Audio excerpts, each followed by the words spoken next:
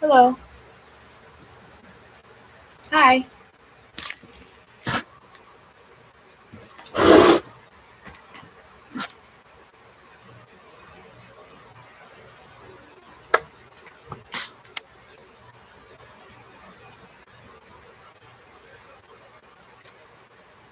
Hi, Inner Mystic. Hi, Trev.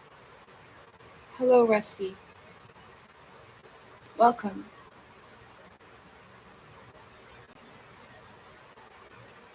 We're just going to wait a few minutes for people to come in.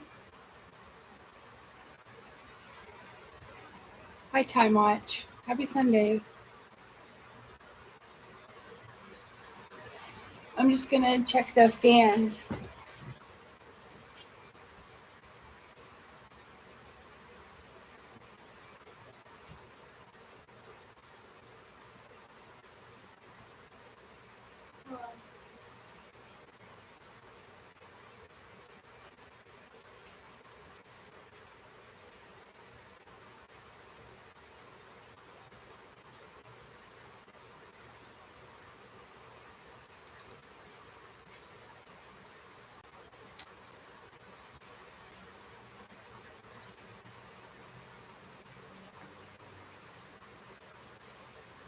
What do you mean, what heat?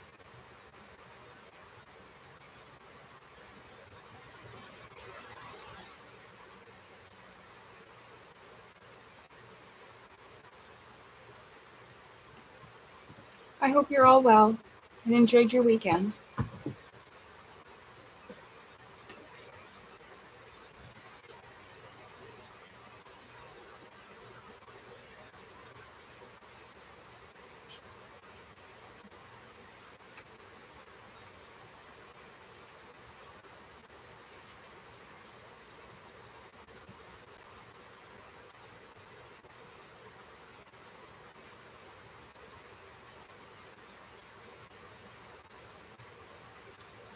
Oh.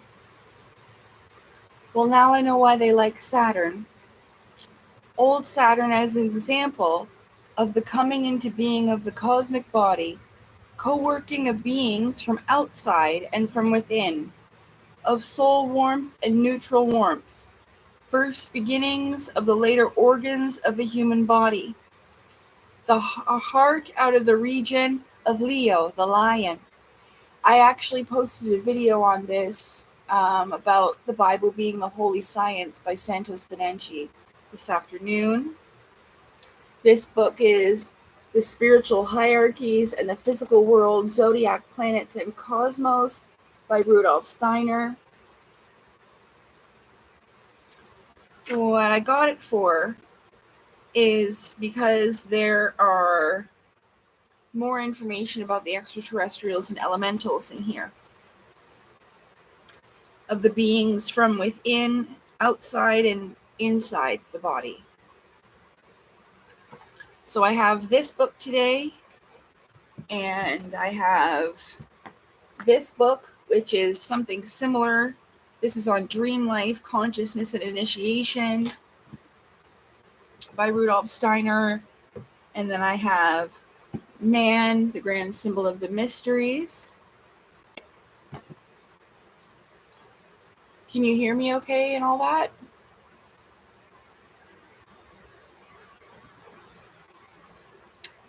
I just got back from a walk. Hello, Baked Feel. Welcome. Okay. And yeah, so I'm just going to read from this book.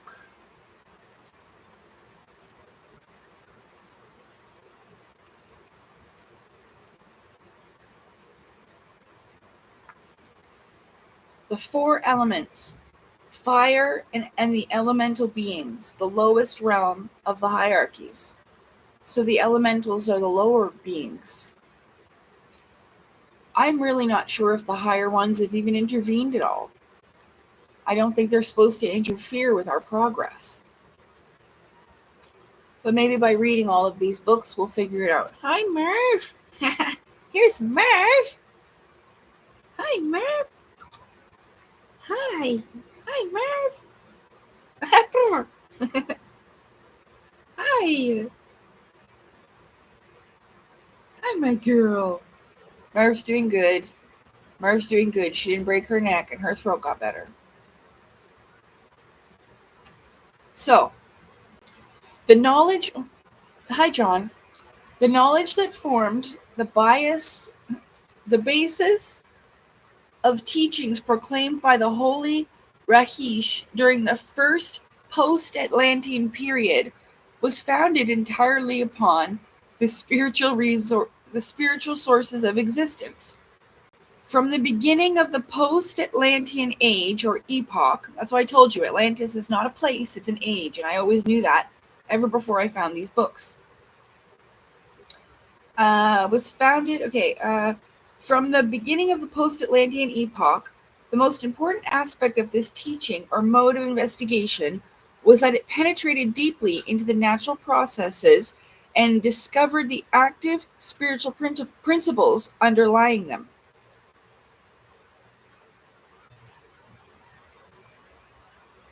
Fundamentally speaking, we are continuously surrounded by spiritual happenings and beings. Physical phenomena are merely the expression of spiritual facts. Things that appear to us in material form, but are outward sheaths of spiritual beings. Things that appear to us in material form are the outward sheaths of spiritual beings, like a container. Thus, when the primeval divine teaching spoke of perceptible phenomena in our surroundings, particular emphasis was laid on what was, to human beings at the time, the most important natural phenomenon surrounding humanity on Earth, that is, fire. Sorry, my hand hurts.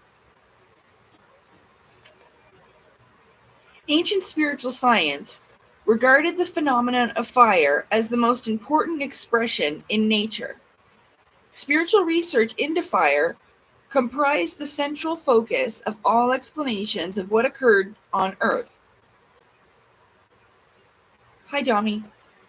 To understand these teachings concerning fire, so important in ancient times for all knowledge and life, we must first consider how other natural phenomena were regarded in the past by a teaching still valid in spiritual science today. In those ancient times, all that surrounded human beings in the physical world was referred back to the four elements. Modern materialistic science no longer acknowledges the four elements of earth, water, air, and fire. But the spiritual science of this time did not understand these as we do today. When using the word earth, they did not mean what we mean by the word earth, or by the word today. Earth denoted a condition of matter, a solid state. Everything like Earth is the physical realm because it's solid state.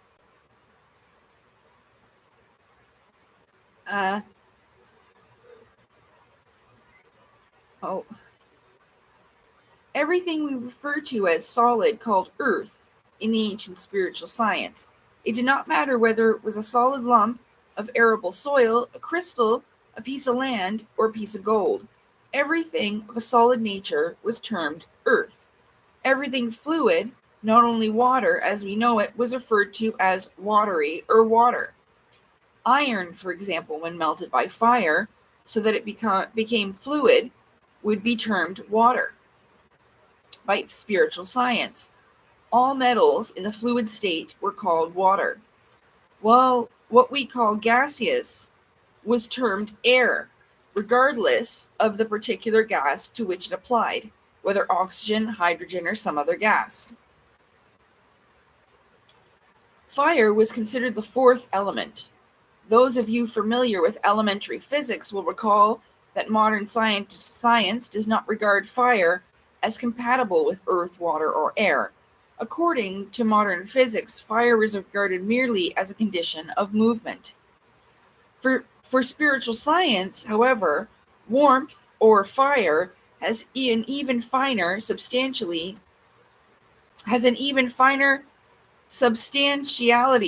than air. Just as earth or solidity can be transformed into a liquid state, so according to spiritual science, all airy or gaseous forms gradually change into the condition of fire. Fire is so rarefied that it permeates all other elements. It permeates air, thereby warming it, and the same applies to water and earth. Whereas three other elements are separate, the fire element possesses an all-pervading quality. Yeah. That's why even in Avatar The Last Airbender, the first bender, Wan, started with fire. Now, both ancient and modern spiritual science agree that there is still more important difference between what we term earth, water, air, and what we call fire or warmth. How do we get to know the earth element or solidity? We might try touching it and experiencing its resistance. The same applies to water, though it offers less resistance. Hi, Dave Walker. How are you?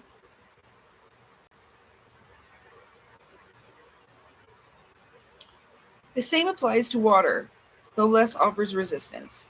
Nevertheless, we are aware of water as something external to ourselves, as a resistance. The same is true of air. We get to know it in relation to ourselves only externally. But this is not the case with warmth. Here we must emphasize an aspect that is regarded as unimportant by the modern way of looking at things. But we shall have to consider it if we wish to fathom the riddles of existence. The fact is, we become aware of warmth without touching it externally. This is the important point. I'm doing better today, thank you, Dave.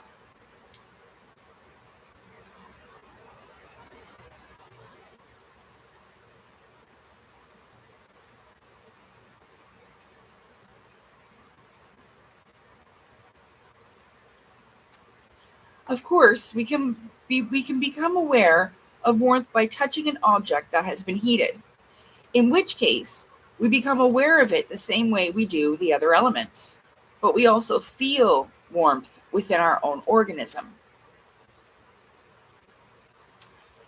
That is why ancient knowledge, even in ancient India, stressed that we become aware of earth, water, and air only in the outer world, while warmth is the first element that can be apprehended both inwardly and outwardly. Warmth, or fire, has a twofold nature: an external aspect, which we know outwardly, and an inner aspect, which we feel in our own condition of warmth. And an inner aspect, it has an inner and outer manifestation. Actually, we feel our own inner warmth. We are hot or cold, but we are little inclined to concern ourselves with what is gaseous, watery, or solid in our organism. That is, with what is air, water, and earth in us. We begin to be aware of ourselves only in the element of warmth. Therefore, both ancient and modern spiritual science proclaim fire or warmth to be the first stage at which matter becomes soul. In other words, we can rightfully speak of an outer fire in which we perceive as we do other elements. We can rightfully speak of an outer fire which we perceive as we do the other elements, of an inner soul fire within us, your inner flame, like the flame, the initiates of the flame. It's your inner flame. Technically, our bodies are energy, and energy creates warmth, would be fire, like a flame.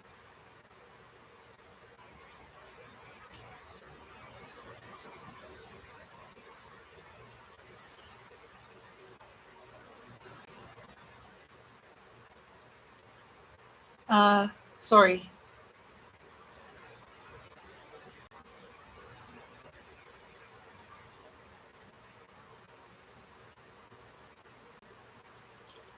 In other words, we can rightfully speak of an outer fire,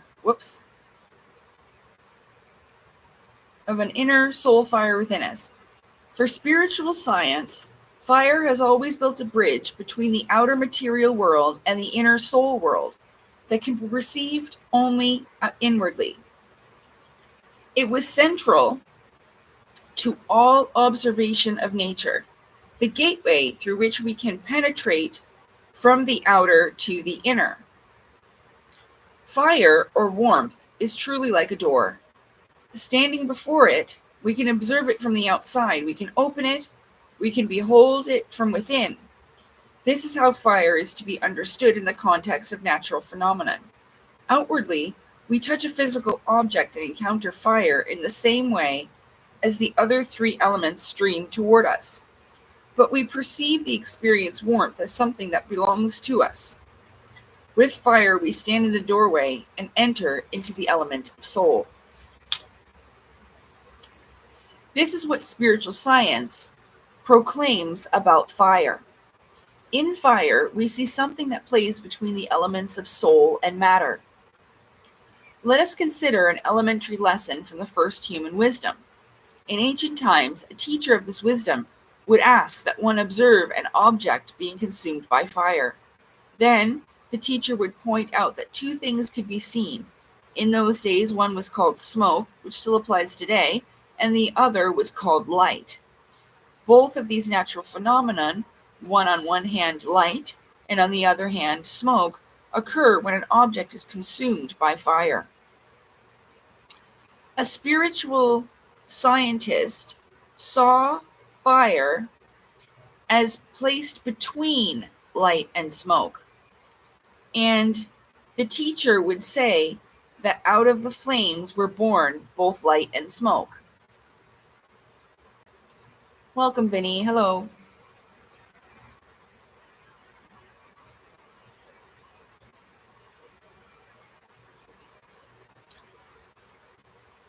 Here, we should keep in mind that a simple yet very important characteristic of light that is born of fire. Most people ask if they see light. Reply that they do, of course, see light. This is absolutely false, because in fact, the physical eye cannot perceive light. Because of light, we see objects, be they solid, fluid, or gaseous, but light itself we cannot see. Imagine all of universal space illumined by a light, the source of which is behind you, where you cannot see it. Then imagine you were to look into the world spaces illuminated through and through by that light. Would you see the light? You would see absolutely nothing. You would perceive something only when an object was placed within the illuminated space. We cannot see light, but only solid, fluid, and gaseous elements that we see through the effects of the light. In truth, physical light absolutely is not seen with the physical eye. This is something that presents itself with great clarity to the spiritual eye. Spiritual science, therefore, says that light makes everything visible, but cannot itself be seen. This is an important statement. Light is imperceptible. It cannot be perceived by means of our outer senses. We can perceive what is solid, fluid, and gaseous, and we can also perceive warmth or fire outwardly. But at this point, an inner perception begins. Light, as such, can no longer be perceived externally. If you think you see light when you look at the sun, you're quite mistaken. You see a burning body, a burning substance emanating light. If you were to test this out, you would find that you can experience what is gaseous, fluid, or solid, and that you do not see the light, but only the burning object. So according to spiritual science, we rise upward from earth to water, from air to fire, and then to light. That is to say, we pass from the outwardly perceptible and visible to the invisible, the spiritual etheric realm. Putting it another way, we can say that fire is on the boundary between what is outwardly perceptible and material and what is etheric spiritual and therefore no longer perceptible. Let us consider what happens to an object consumed by fire. That is, what occurs when something burns.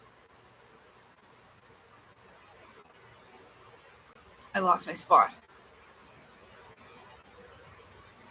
What occurs when something burns? On one hand, light is produced. At first, warmth is generated by an externally imperceptible aspect that is active in the spiritual realm and no longer merely material. This warmth, if it is sufficiently intense, becomes a source of light. A part of this light is then given over to the invisible world, but it must be paid for in the form of smoke. That is, out of the part that it was first transparent and translucent and opaque, smoky portion is separated off. Here we see how fire or warmth is divided into two components. It portions a part of itself into light and thus opens a way into the supersensible, but as a result, it also has to send something down into the opaque, perceptible material world, like leaving ashes or whatever. Nothing arises in the world having only one aspect. Everything created has two forms. Therefore, on one hand, warmth produces light, and on the other hand, it also creates opaque dark matter. That is an ancient basic teaching of spiritual science. That is only the outer physical aspect of the process. At the foundation of the physical material process lies something essentially different. In the case of warmth that does not yet produce light, one perceives warmth as outwardly physical, but this warmth also contains a spiritual element. When the heat becomes so intense that light arises and smoke is produced, a part of the spiritual component that was in the heat goes over into smoke, and the spiritual component of warmth that was in the fire and then transferred to the gaseous element that is into a form beneath that of warmth. It is transformed into the clouded smoke. Spiritual beings connected with warmth have to allow themselves to be made opaque, so to speak, to be enchanted in the smoke. Thus, everything of a clouding nature, of solidifying connected with warmth, is associated with the enchantment of spiritual beings.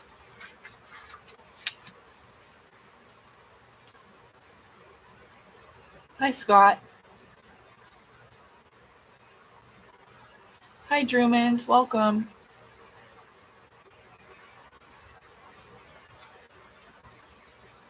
We can put it even more simply.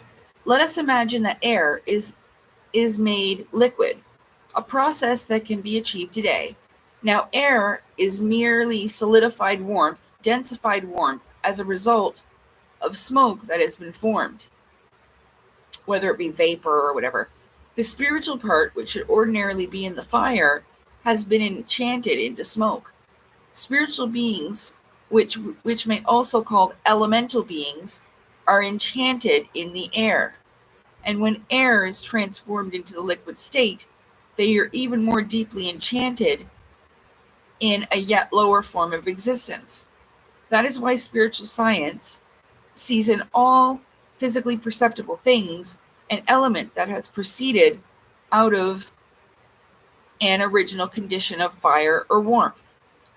As the warmth densified into gas, it became air, smoke, or gaseous. The gas became liquid, and the liquid densified into a solid state. Look backward, says the spiritual scientist. Look at any solid substance. Once it was fluid. It has only become solid in the course of development. What is liquid was once gaseous, and the gaseous state arose from the smoke that is produced from the fire. And an enchantment of spiritual beings is connected with each stage of densification, density. Let us now look at the world that surrounds us. The solid stones, the streams, the evaporating water that arises as mist and fog, the air, everything solid, liquid, gaseous, and fiery. These are all, in fact, nothing but fire. In the far distant past, everything was fire. Everything was born of fire. But in all forms of densification, spiritual beings lie enchanted.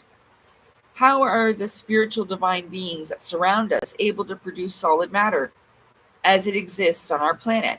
How do they produce liquid and airy substances? They send down elemental beings that. Wait a minute, what? They send down elemental beings that dwell in fire and imprison them in the air, water, and earth. These emissaries, elemental messengers of the spiritual, creative, formative beings. At first, elemental beings live in the fire, and to put it pictorically, they feel comfortable there. Then they are condemned to an existence of enchantment.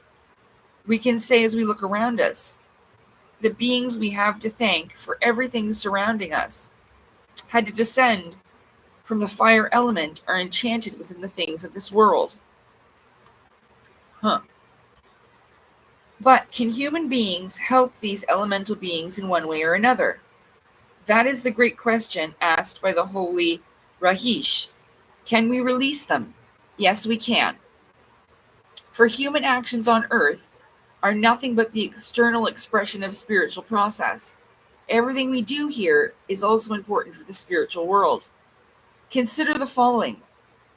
That's why they say everything that happens here affects everywhere else. Consider the following. Someone stands before a crystal, a lump of gold, or the like. He or she looks at it. What happens if this person simply stares, simply looks at some object by means of the physical senses? A continual interplay arises between that person and the enchanted elemental being. What are enchanted both in matter and the human being are in some way related to one another. Let us assume, however, that our person merely stares at the object so that he or she takes in only what is impressed upon the eye. The fact is, something is continuously passing into human beings from these elemental beings, and this goes from morning to night.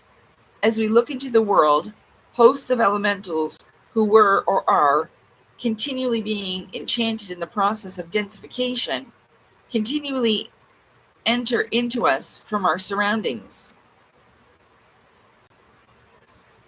Let us assume that, as we stare at objects, we have not the slightest inclination to reflect about what we see or let the spirit of things live in our souls.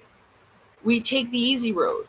We go through the world, but we do not digest our experiences spiritually by means of thoughts and feelings.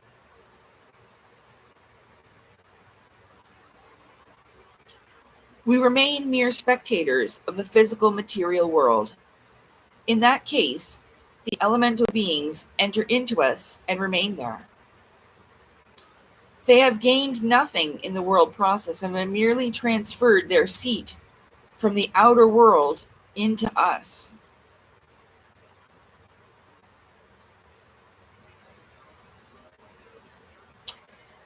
But now let us suppose that we digest our impressions spiritually by thinking about them and by forming concepts about the underlying spiritual foundation of the world. That is, we do not merely stare at the object but ponder its nature. We feel the beauty of things and ennoble our impressions. If we do this, what are we doing? As a result of our spiritual activity, we redeem the elemental being that streams toward us from the outer world, thus raising it to its previous state. We release the elemental being from its enchantment. Thus, through our spiritual activity, we can release beings who are enchanted in air, water, and earth and lead them back to their former condition. Or we can imprison them again in our inner being with no transformation having taken place in them. That's awful. Let them go.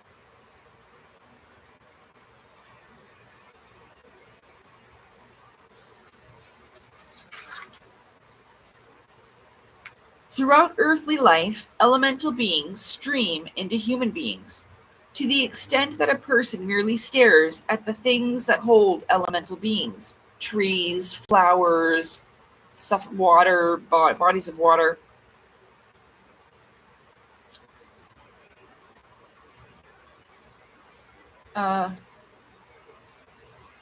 to the extent that a person merely stares at the things that hold elemental beings, these beings simply enter the human untransformed.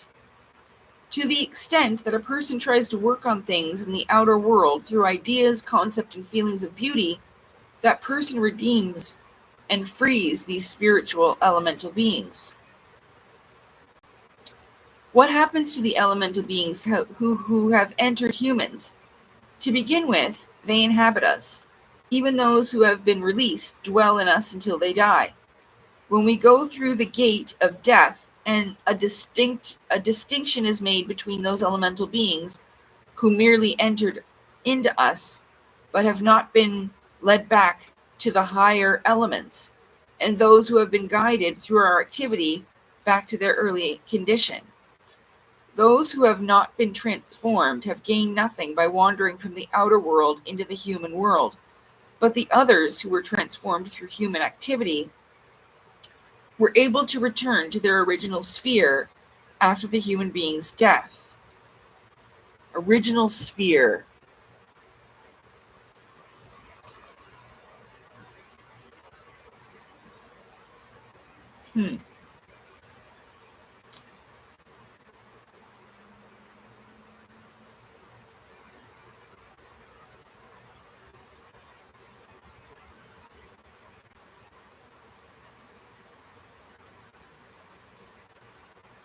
Earlier sphere. After the human being's death. During earthly life, human beings build a crossroad for elementals. After having passed through life in the spiritual worlds and returning through the gate of birth into a subsequent incarnation, a person is accompanied into physical existence by all the elemental beings who were not released. Oh, so those are like your spirit guides and stuff like that who came with you. And so they feel like they've always been with you because you didn't release them yet.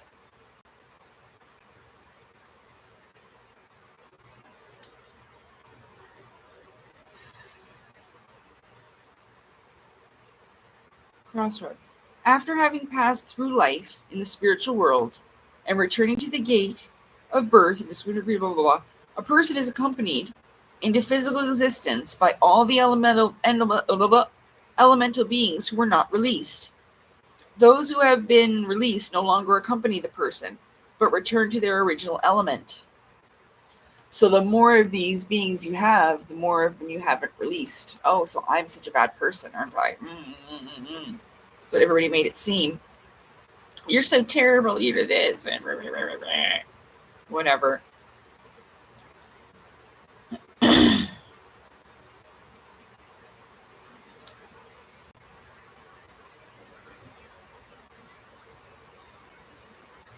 Thus we see how human beings have the capacity in the course of their development and in the way they establish a relationship to external nature to free the elemental beings necessary for the creation of our earth, or to bind them even more to the earth than they were previously. That's awful. See, people probably try to keep them because they like them, because they give them information and they can write books with them. Let them go, you cruel bastards. What happens when someone looks at a material object and fathoms its true nature, so that the elemental being is released? Spiritually, the course taken is the reverse of what occurred before. Whereas smoke originally arose from fire, the person now creates fire from smoke. At death, the fire is released. Now, in the light of this primeval divine spiritual science, we can understand the profound spiritual meaning of ancient rituals of sacrifice. Imagine a priest at the sacrificial altar in those ancient times when religion was based on true knowledge of spiritual laws. Imagine a priest kindling the flame, the smoke rising and actually becoming a sacrifice, in that it is borne upward with prayers. What really happened in such sacrifices? The priest stood at the altar where the smoke was produced. Therefore, where the solid emerged from the warmth, a spirit was enchanted and became a human being, accompanied the process with prayers. And because a human being accompanied the process with prayers, the spirit was taken into the person and was released again when the human being died and entered into the higher world. What did the disciples of the ancient wisdom say to those who were to understand such a ritual? They explained that if you look at the external world so that your spiritual activity does not remain attached to the smoke, but rises spiritually to the fire element, then after death you free the enchanted spirit that dwells in the smoke. Those who had gained an understanding of the process would reply, if the spirit that dwells in the smoke remains unchanged, it will have to accompany me in my next incarnation. After death, it cannot return to the spiritual world. But if I have released it, if I have led it back to the fire after my death, it will rise into worlds of spirit, no longer a need to return to earth at my birth. Here we have explained part of a profound passage from the Bhagavad Gita, spoke in my last lecture. There is no mention of the human I. The text refers rather to nature spirits, to elemental beings that enter into us from the outer world. Therefore, it says, behold the fire, behold the smoke. What we turn into fire through our spiritual activities are spirits that we liberate at our death. When we leave untransformed in the smoke, what we leave untransformed in the smoke remains connected with us after death and must be born when we are reborn. Here, the density of elemental spirits is described. Through wisdom, which we develop within ourselves, we continually liberate elemental beings when we die.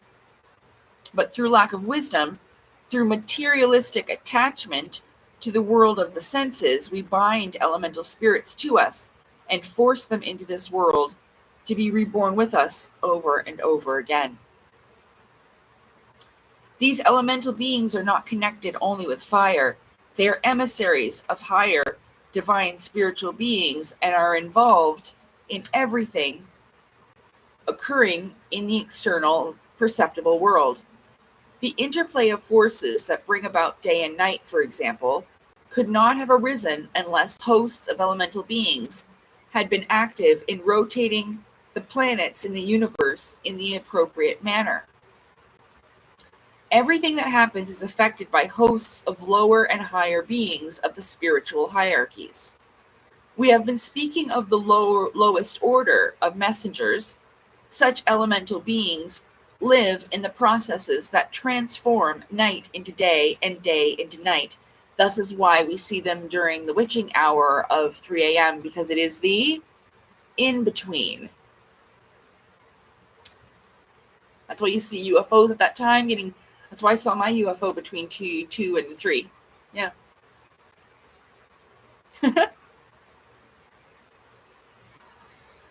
Let's see.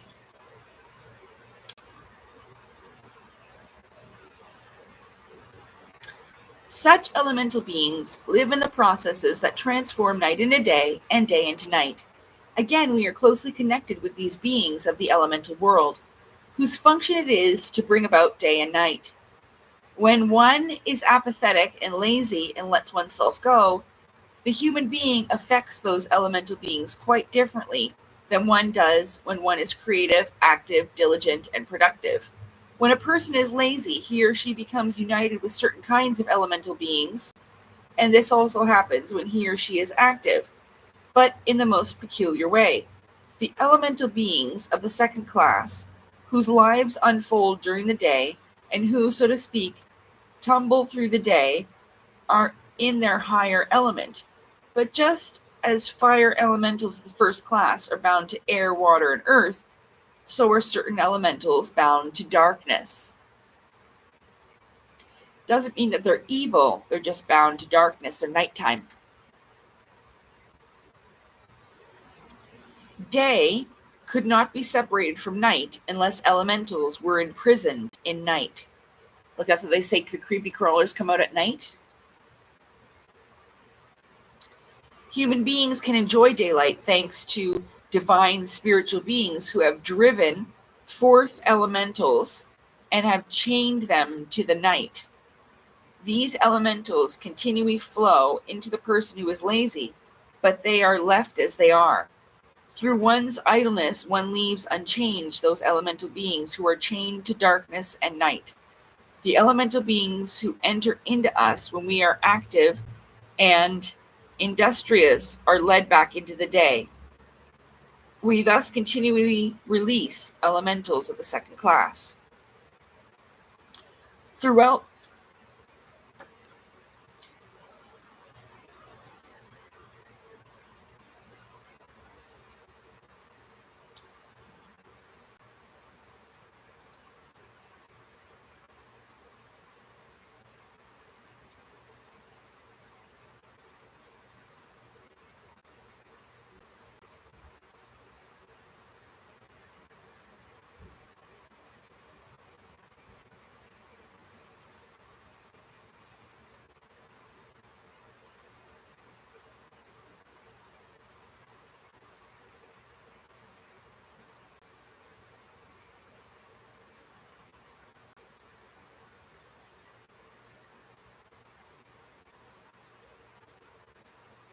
I'm just going to have a quick break.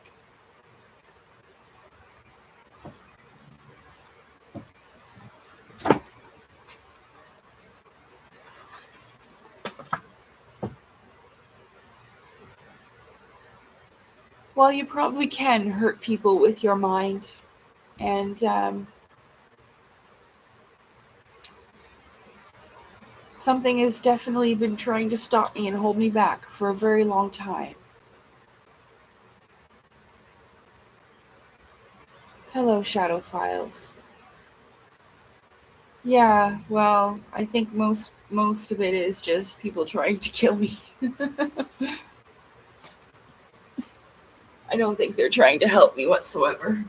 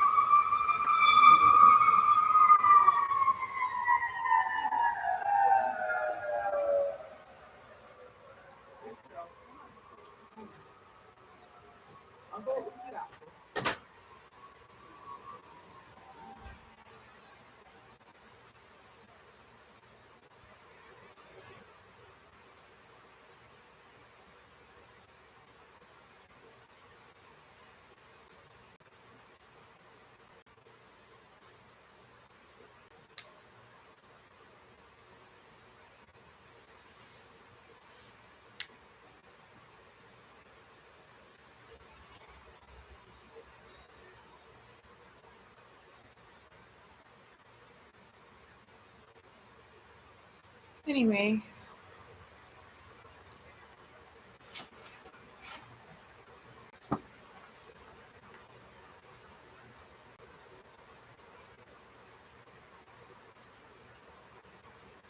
it's because all those people that I cared about, all they care about is money. They don't care about human life, humanity, my life. They didn't care. And hopefully I'll stop caring soon too.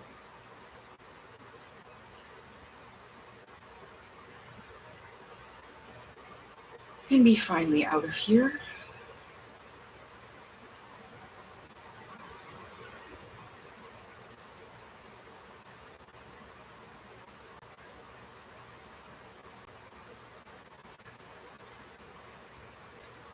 We have been speaking of the lowest order of the messengers. Such elemental beings live in the processes that transform night into day and day into night. Again, we are closely connected to these beings of the elemental world, whose function is to bring about night and day. When one is apathetic and lazy and lets go of oneself, the human being affects those elemental beings quite differently than one does when one is creative, active, diligent, and productive. When a person is lazy, he or she becomes united with certain types of elemental beings, and this is what happens when he or she is active, but in the most peculiar way. The elemental beings of the second class, whose lives unfold during the day, and who, so to speak, tumble through the day in their higher element, but just as fire elementals of the first class are bound to air, water, and earth, so are certain elementals bound to darkness. Day could not be separated from night unless elementals were prisoned in the dark. Human beings can enjoy daylight thanks to divine spiritual beings who have driven forth elementals and have chained them to the night. These elementals continually flow into a person who is lazy, but they are left as they are. Through one's idleness, one leaves unchanged those elemental beings who are chained to darkness at night. The elemental being elemental beings who enter us when we are active and industrious are led back to the day. We thus continually release elementals of the second class. Throughout the whole of our lives, we carry elemental beings in us who have entered us during periods of idleness and during periods of industry. We go through the gates of death and bring those whom have led back to the day can enter into the spiritual world. Beings whom we have left in the night as a result of our apathy remain chained to us and return with us at our next incarnation. What we allow to flow into us through the mere illusion of the senses by means of outward elemental beings, what we through laziness and apathy allow to flow into us from the night beings. All of this will be reborn with us in our next incarnation. This brings us to the second point in the passage from the Bhagavad Gita. Again, it is not the human eye that is referred to the following words, a type of beings. Behold the day, what you redeem, what you transform from a being of night, what you redeem, what you transform from a being of night into a being of day, enters into higher worlds when you die. What you take with you as a being of night, you condemn to accompany you in a succeeding incarnation. The implications of all this must now be cleared. That is, the same holds true of more encompassing natural phenomenon, such as the 28-day rhythm that brings about the waxing and waning moon. Hosts of elemental beings had to be active to bring the moon into movement, so that the moon rhythm and everything connected with it might arise visibly for us on Earth. This again meant that certain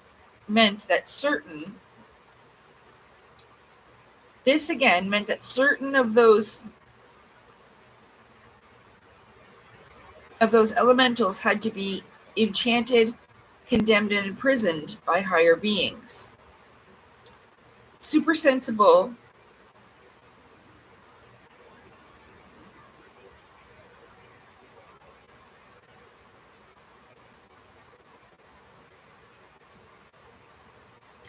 It reminds me of how they say that we've been imprisoned in our bodies, like our physical bodies.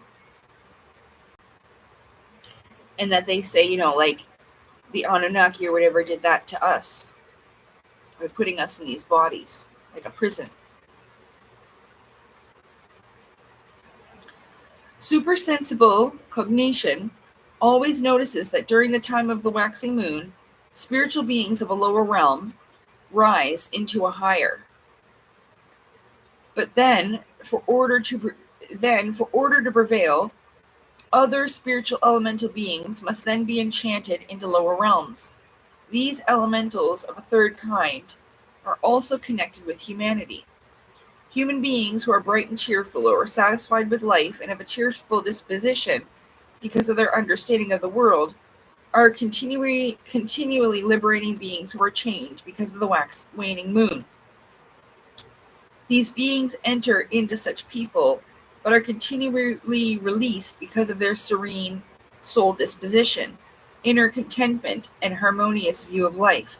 Beings who enter into us when we are sullen, peevish, completely discontented, depressed, and pessimistic remain in the condition of enchantment in which they were at the time of the waning moon. There are human beings who, through the fact that they have achieved a harmonious feeling about the world and a cheerful disposition, work in a wonderfully liberating way on large numbers of elementals who come into being in the way described.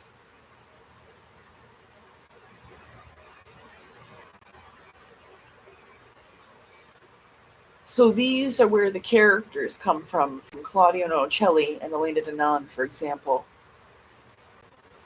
These are the elemental beings they come into being with, that come inside of them, do the information sharing thing. They can relay that. These are the higher and lower dimensional beings that come to them for transmutation, from going from one state to another. I've often felt that some of the lower dimensionals were with me so that we could rise together.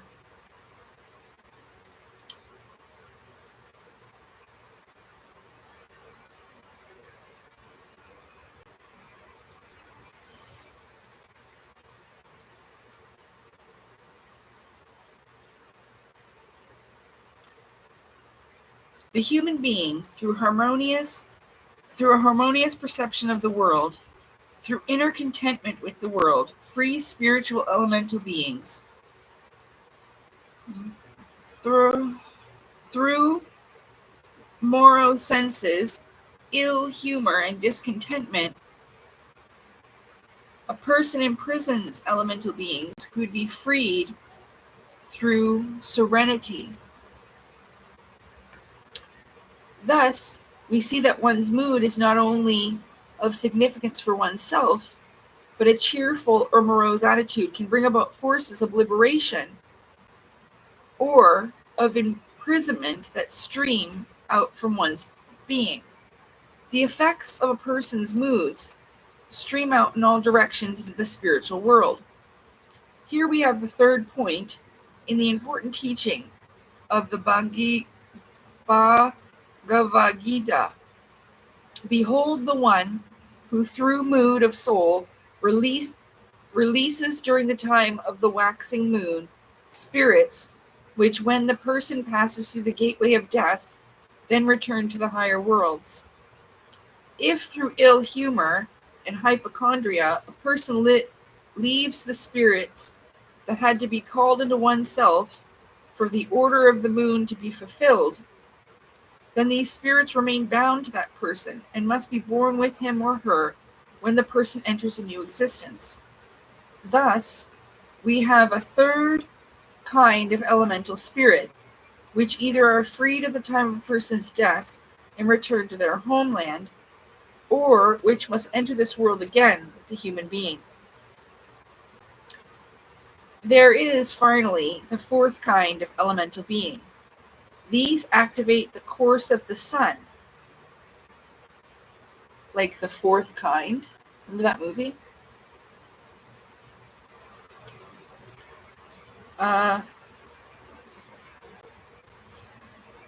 These activate the course of the sun during the year and participate in bringing about the awakening fruitful activity of the sun during the summer, so that the ripening that occurs from spring to autumn may happen. As a result, during the winter period, certain spirits must be enchanted. Here, too, the human being works, as we have described, for the other degrees of spiritual beings of the elemental realm.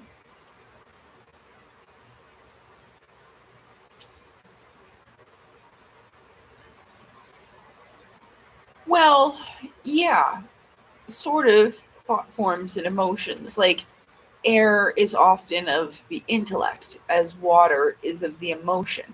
Fire is of force and movement. So, sort of, but they're more than that. We transform them from their spiritual essence into something that's recognizable.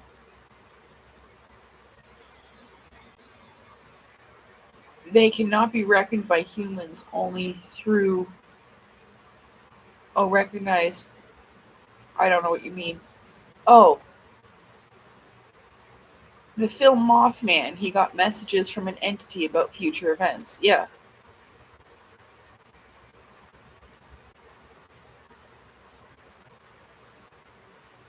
Well, I think, the divine reveals itself through a number of ways. Like I said, even with the 11:11 on the clock, the Most High Divine Creator came up with the idea first for clocks and sent it through the collective consciousness to reach us until someone picked up the idea. Oh, I think I'll make a clock. You see? The digital clocks and whatnot. Well, like an egregore, somewhat, yes. Yeah. But it actually takes on form and personality through your will. So I suppose that like for instance, when Elena Donan drew the fairy spirit that I showed you from her book, she just could have been focusing on nature. You see what I'm saying? And then have these beings come forth through this way. Give them a name, all of that type of stuff. Just like how our divine creator did it through us and thought us up into existence. It's pretty much the same. It is just your inner world, right? Like your inner universe.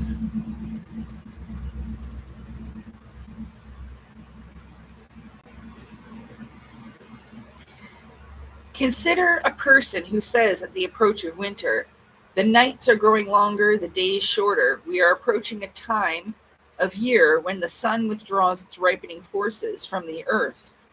Outwardly, the earth is dying. But as this process takes place, I feel all the more need to awaken spiritually. I must now even more and more receive the spirit into myself. Consider a person who, with the approach of Christmas, carries an even greater feeling of devotion in his or her heart, one who understands the true meaning of this festival, namely, that When the outer perceptible world is most fully at death's grasp, the spirit must be all the more alive. Let us assume such a person lives through the winter season and at Easter realizes that the time of sleep for the spirit is connected with the enlivening process in nature.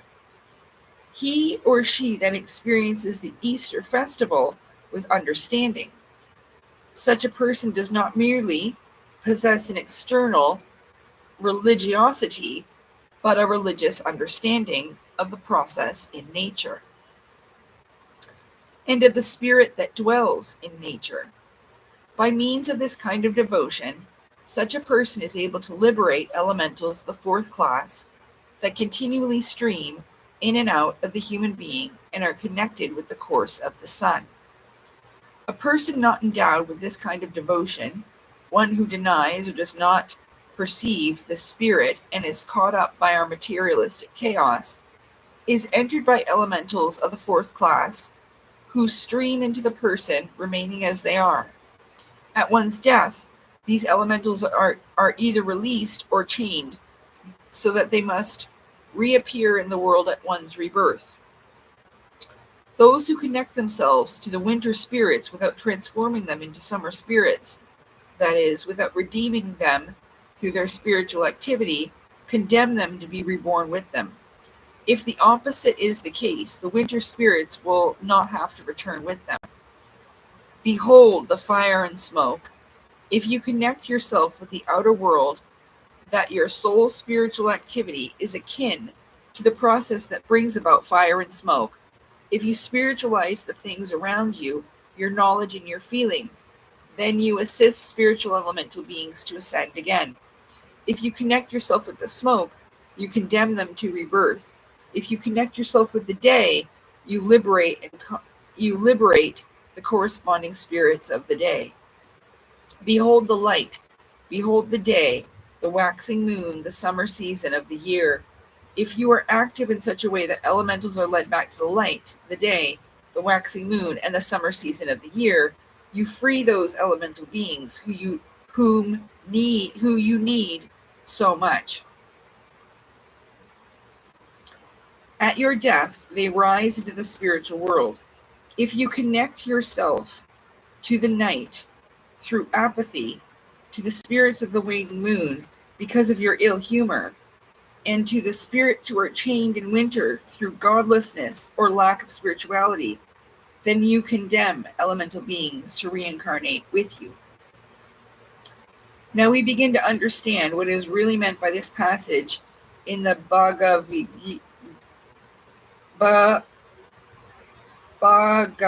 Gita. Whoever thinks it refers to human beings does not understand it. But whoever knows that all human life is a continual interplay between human beings and the spiritual beings that live around them, that these four groups of elemental beings are enchanted and need to be liberated, like they're under a spell almost, recognizes their ascension or their need to reincarnate. The mystery regarding the lowest rung of the hierarchy beings has been preserved for us in this passage of the Bhagavad Gita. When one has to draw forth from primeval wisdom what is proclaimed in ancient religious documents, one begins to realize their true greatness and how wrong it is to take them superficially and thereby avoid plumbing their depths. One gains a right relation to them only when one says that no wisdom is too exalted to fathom what is contained there. Then the ancient records become permeated by the magic of devoted feelings. Only then do they become what they truly are, ennobling and purifying means for human development. Still, they point to fathomless abyss of human wisdom. Only when that which springs from the occult schools and mysteries begins to stream from human beings outwardly to humanity at large, only then will the reflection of primeval wisdom, and they are but reflections, be seen in their true greatness and appear in their true light. By means of a comparatively difficult example, we have tonight tried to show you primeval's wisdom understanding of the interplay that exists between human beings and the beings that surround and stream in and out of them. We have also tried to show something of what primeval wisdom knew, the interplay that arists between the spiritual world and the inner world as a result of human deeds. The riddle of humanity becomes important for us when we begin to realize that we influence the whole cosmos in all we do, even down to our moods, that our little world is of infinitely far-reaching importance for all that comes into being in the macrocosmos. A heightened feeling of responsibility is the finest and most important fruit that can be gained from spiritual science. It teaches us to grab life in the truest sense and to take it so earnestly that life which we cast upon the stream of evolution may be meaningful. Gita. Gita. I'm saying it right. Gita.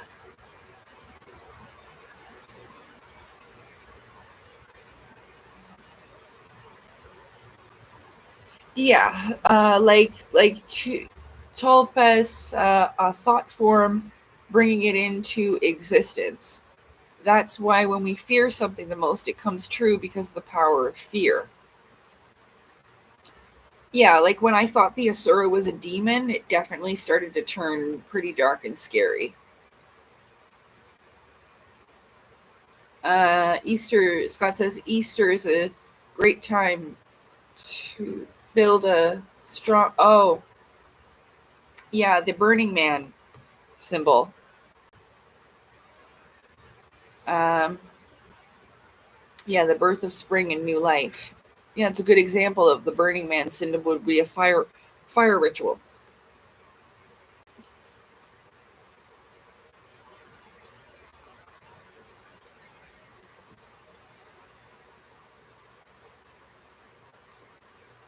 As within, so without. Yeah, that's right.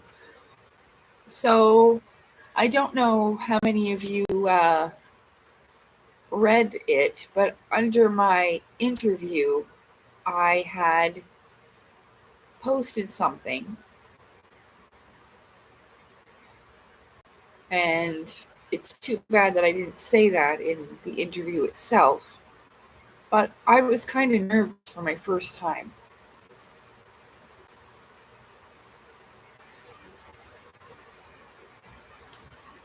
So I will read it to you. Computer's going a bit slow.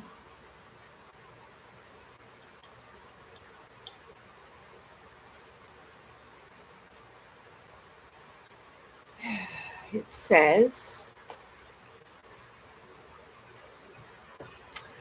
also in my posts on my YouTube page, there is a post about the Bible being the holy science.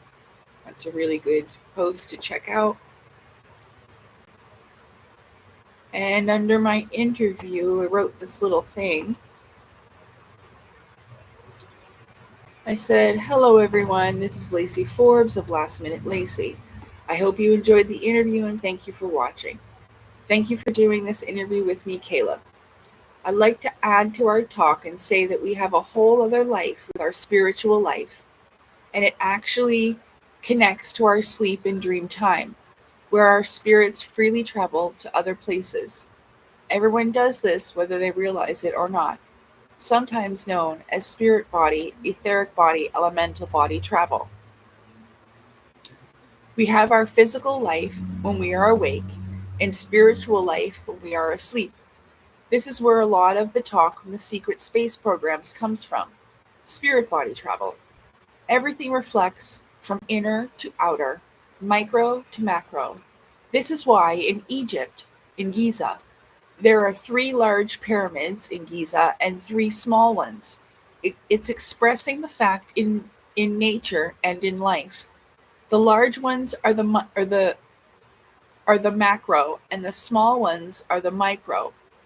You are the micro universe inside, and you choose what your macro becomes outside.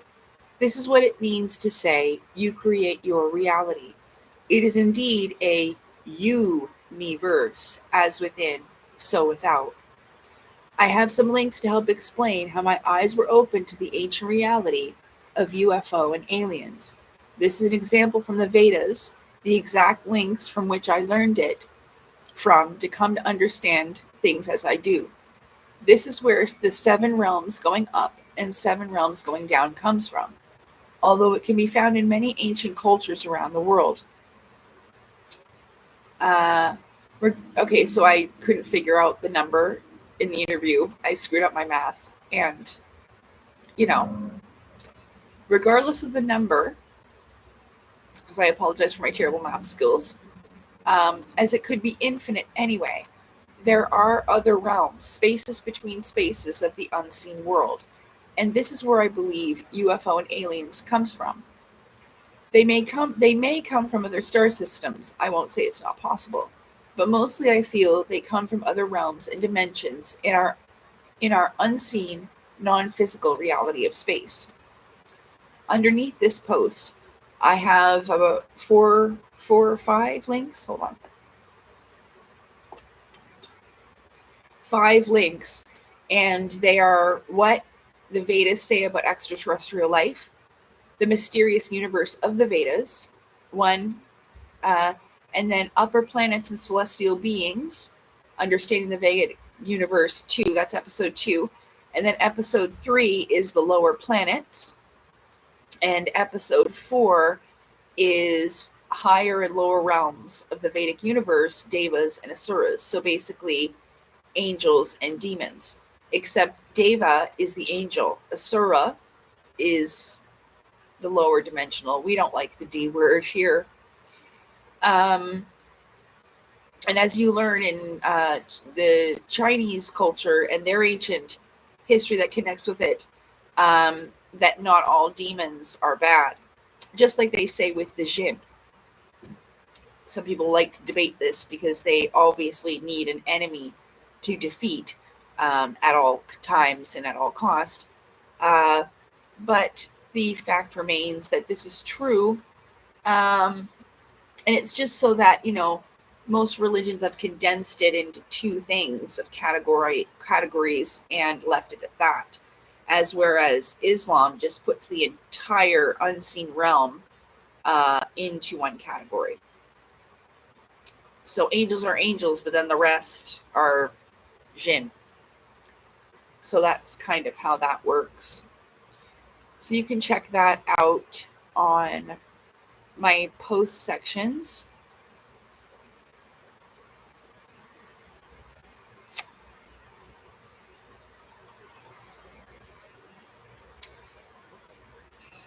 Yes, well.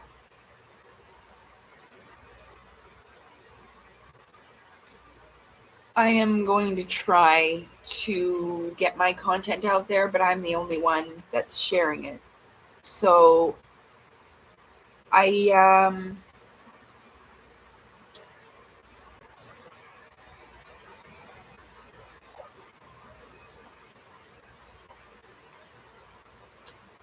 like I said, only money matters to everyone, not human life. So that's fine. People just wait for other people to die and then take their place and whatever else they can get, like a vulture.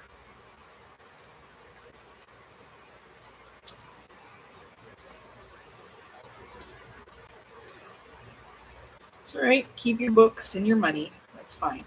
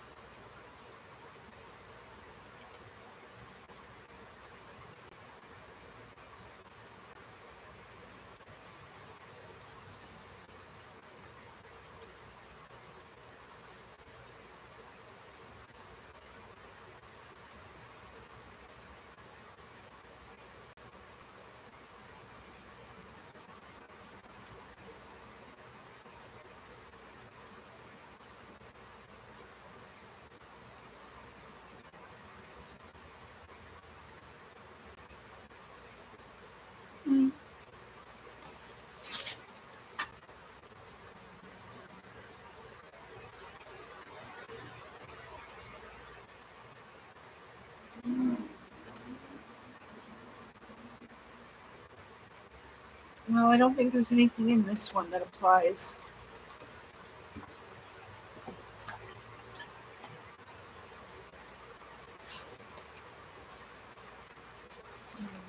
Ouch.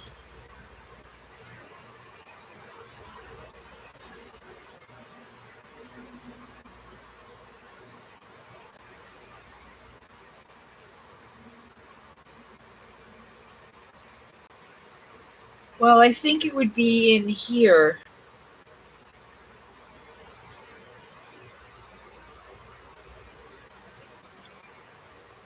Be the sons of the fire, the vehicle of the universe, the army of the voice, speech, and mind, the sons of the light. This one might be a little bit difficult.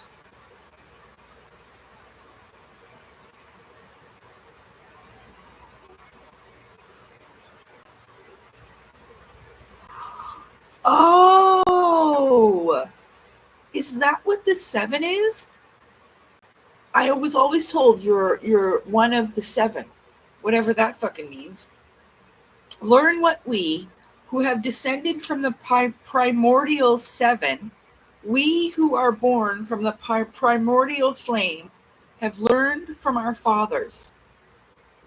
This is explained in Book 2, and this name, primordial flame, corroborates what is said in the first paragraph of the preceding commentary on stanza 4. The distinction between primordial and the subsequent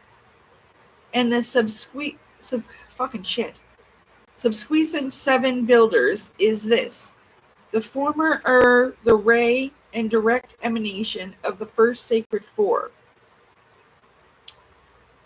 Shit, I don't understand what I'm reading.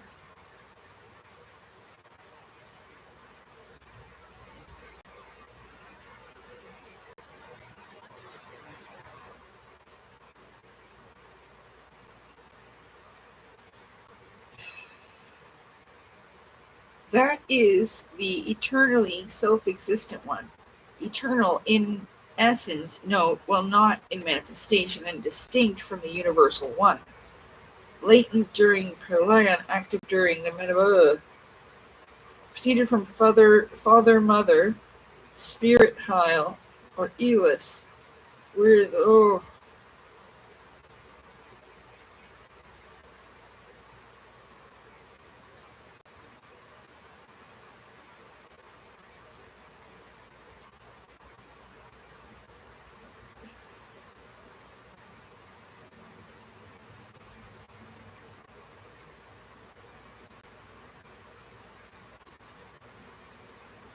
I don't understand it.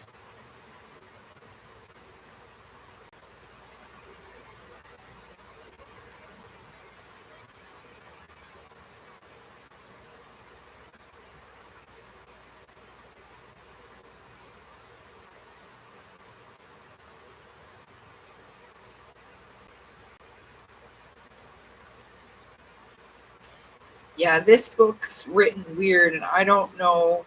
I don't understand how. I think you have to read it from the start.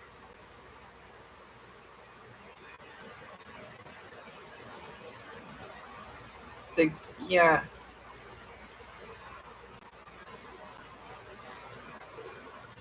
If the Great Mother is chaos, then order would be the father.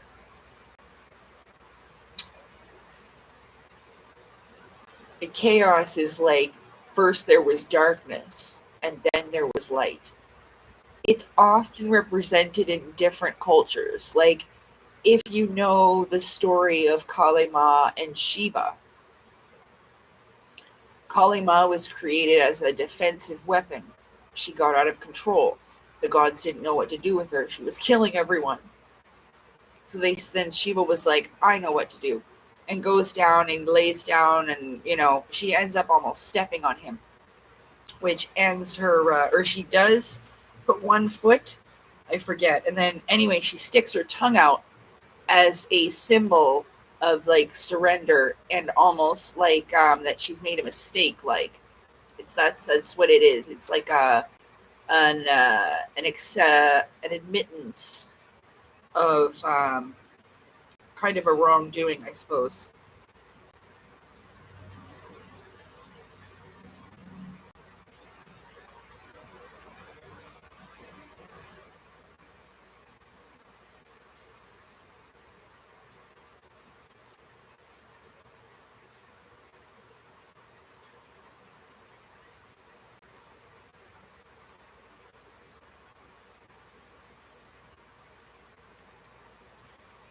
It has a lot of cool stuff in here, though.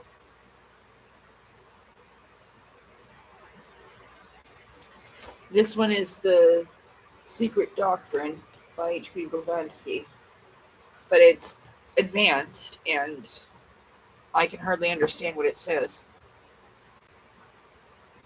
So I'm obviously not quite there yet, but I probably have to read it from the beginning.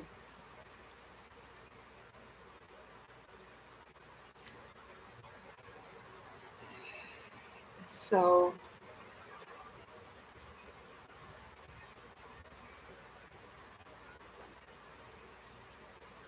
I don't know. I guess I just have to accept that people are going to be reincarnated over and over again, and that's just their destiny, and there's not much I can do about that.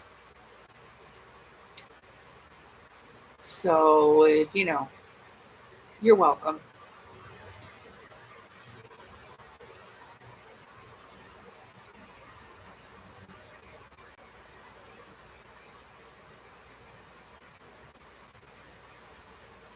Mm,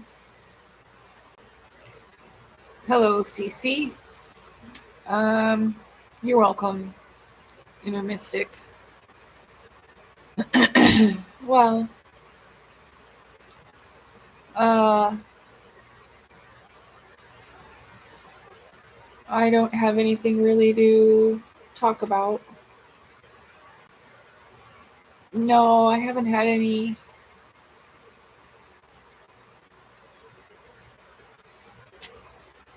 So,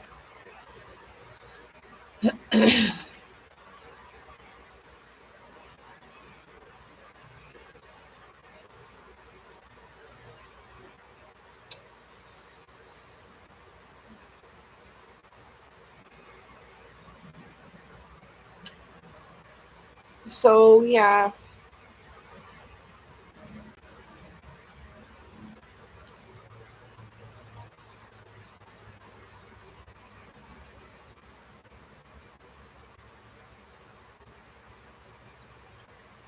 Thanks. It's my red dress.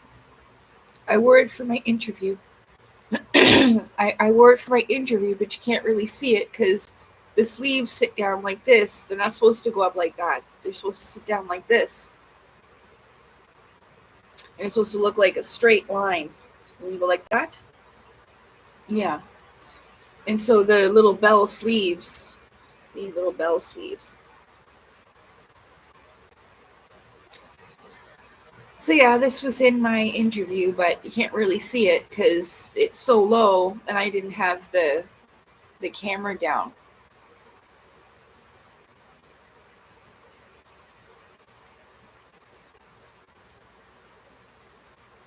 Yep.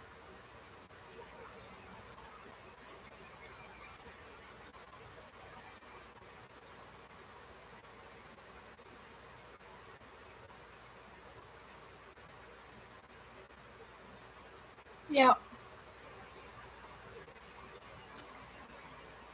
So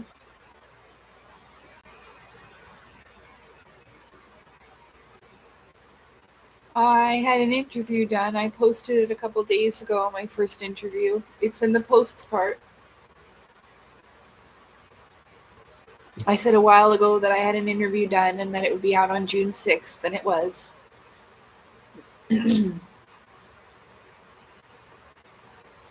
Of course it went well. You could watch it.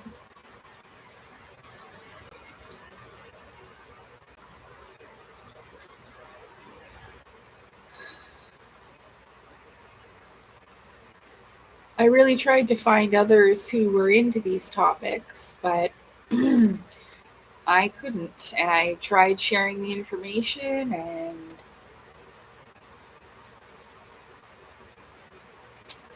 So it looks like I'm going to be here by myself forever and have no friends and no family. That was all I ever wanted. And waiting for aliens for what, 15 years or whatever. Disclosure's coming. Disclosure's coming. Oh, yeah, they're coming. Yeah, they're never coming. Ever. So, yeah, and Claudio's still at it. Oh, the Giants will be back. The Giants are coming. Yeah, okay. The British are coming. The British are coming. I would expect the British for the fucking aliens. So, yeah. Mm.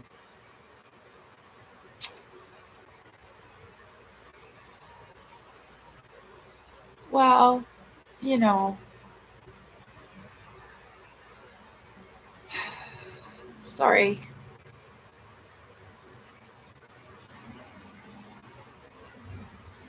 Oh well.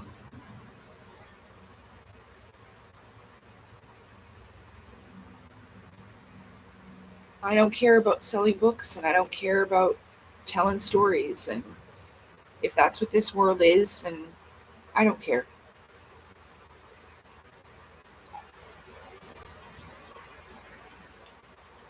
Whatever. If nobody wants to tell the fucking truth and just mess around and play Star Trek and Ice Wall fucking adventurer, then what can I do about that? Nothing. And we will never have an age of truth. We'll just have an age of shit. And that's all we'll ever have. So,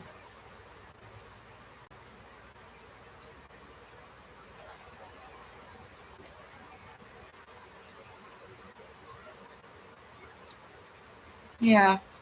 Well, I mean, I don't want to hear stories about ice walls and fucking bullshit anymore. I don't want to hear anymore. I don't care. Unless there's ships in the sky and they come down, then as far as I'm concerned, it's just the spiritual world, and I will wait for death to discover that, because that's what happens. You die, and then you can go into that other place. So I'm not going to be writing stories and books about it. I wanted to live a real life about it.